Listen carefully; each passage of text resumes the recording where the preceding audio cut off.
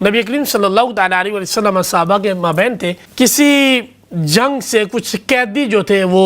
لائے گئے، ان میں ایک عورت تھی کہ جو اپنے بچے کو جگہ جگہ تلاش کرتی کہ اس کا بچہ کہاں ہے۔ قیدیوں میں وہ تلاش کرتی کہ اس کا بچہ ملے، بھوکا ہوگا، تو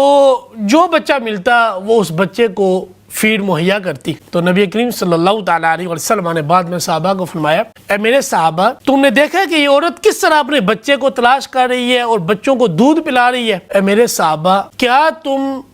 یہ کہو گے کہ یہ عورت اپنے بچے کو آگ میں ڈالے گی؟ تو صحابہ کرام علیہم رضوان نے عرض کیا، یا رسول اللہ صلی اللہ تعالیٰ علیہ وسلم، یہ عورت اپنے بچے کو کیسے آگ میں ڈالے گی جو اپنے بچے کی طرف کبھی ادھر بھاگتی تھی کبھی ادھر بھاگتی تھی، جو بچہ ملتا وہ اس کو خوراک کا